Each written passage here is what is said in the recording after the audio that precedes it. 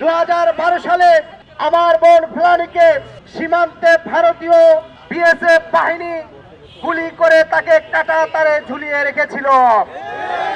ওই কাঁটাতারে শুধু ফেলানী ঝুলে থাকেনি, বাংলাদেশের স্বাধীনতা সার্বভৌমত্বকে তারা ঝুলিয়ে রেখেছিল। আপনারা জানেন 2009 সালে ওই ভারত সরকারের মদদে সুস্পষ্ট নীল নকশায় 111 এর মাধ্যমে আওয়ামী লীগ সরকার ক্ষমতায় আসার পরেই এদেশের দেশপ্রেমিক 57 জন সেনা কর্মকর্তাকে হত্যা করা হয়। এরপরে আমরা দেখতে পাই ভারতের কাছে নতজানু পররাষ্ট্রনীতি, বাংলাদেশের স্বার্থ বাদ দিয়ে তাদেরকে ট্রানজিট করিডোর দিয়ে বিশ্বের কাছে বাংলাদেশকে আত্মমর্যাদাহীন জাতিতে রূপান্তর করে এই সন্ত্রাসী আওয়ামী লীগ। তারই ধারাবাহিকতায় 2013 সালের শাপলা চত্বরে গণহত্যা, মোদির আগমনের কেন্দ্র করে 27 জন দেশপ্রেমিক মানুষকে হত্যা করা হয়।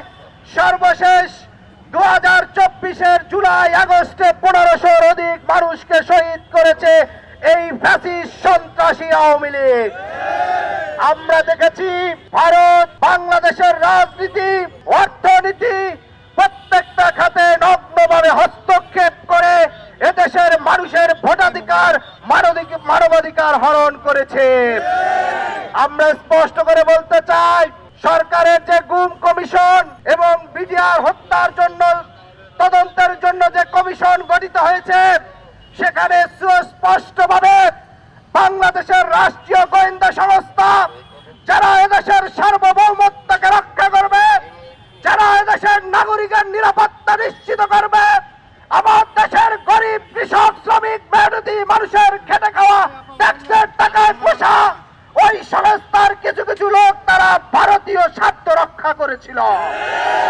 আমরা স্পষ্ট করে বলতে চাই, গত ফ্যাসিবাদের সময়, আওয়ামী লীগের সময় এই সরকারি তদন্ত কমিশন মতেই বিরোধী দল থেকে ইসলাম প্রিয় দেশপ্রেমিক জনতাকে যারা গুম খুন করেছে, এর সাথে জড়িত প্রত্যেক কর্মকর্তাকে বিচারের আওতায় আনতে হবে। আন্তর্জাতিক আদালতের আবেদন করে বাংলাদেশের রাজনীতিতে, অভ্যন্তরীণ রাজনীতিতে গত 16 বছর ধরে যেভাবে নগ্ন হস্তক্ষেপ করেছে ভারত, সেই বিষয়ে আন্তর্জাতিকভাবে ব্যবস্থা নিতে হবে এই সরকারকে। আমরা সরকারকে বলবো, এখনো কাঁটাতারে আমার ভাই বোনদেরকে বাংলাদেশের বর্ডারের ভিতরে ঢুকে ওই বিএসএফ গুলি করে হত্যা করে। গত 5 দিন আগেও সীমান্তে একজনকে হত্যা করা হয়েছে। এই 2025 সালে ভারতীয় বাহিনী কর্তৃক 34 জন বাংলাদেশি নাগরিককে সীমান্তে হত্যা করা হয়েছে। আমরা দেখতে পাই পৃথিবীর ইতিহাসে একমাত্র বাংলাদেশ ভারতের এই সীমান্তই এত কিলিং মিশন সম্পন্ন করে ভারতীয় বাহিনী। অতএব আগামী দিনে যেসব দেশপ্রেমী সত্যবাদের বিরুদ্ধে কথা বলে, আমরা দেখেছি তাদেরকে হত্যার মিশনে নেমেছে ফ্যাসিস্ট পলাতক আওয়ামী লীগ এবং তার সাথে প্রতিবেশী রাষ্ট্রের গোয়েন্দা সংস্থা। আমরা দেখেছি নির্বাচনকে উপলক্ষ করে তার পূর্বে আমাদের দেশপ্রেমিক সার্বভৌমত্বের প্রতীক আমাদের শরীফ ওসমান হাদি ভাইকে খুন করে হত্যা করা হয়েছে তাকে।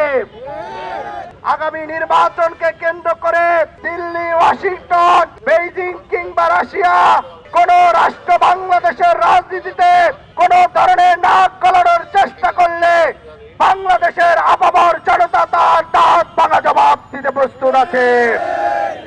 আমরা বলতে চাই, আগামী নির্বাচন আমাদের ভোটাধিকার ও মানবাধিকার এবং সার্বভৌমত্ব রক্ষার নির্বাচন। এই ফেলানীর দিবসে আমরা শপথ করতে চাই, আগামীর বাংলাদেশের স্বাধীনতা সার্বভৌমত্ব রক্ষায় জাতীয় নাগরিক পার্টির প্রত্যেকটি নেতা কর্মী সর্বদা প্রস্তুত থাকবে। আজকের এই ফেলানীর 15 বছরে এই দিবসকে রাষ্ট্রীয়ভাবে সীমান্ত হত্যার প্রতিবাদে ফেলানী দিবস হিসেবে ঘোষণা করতে হবে।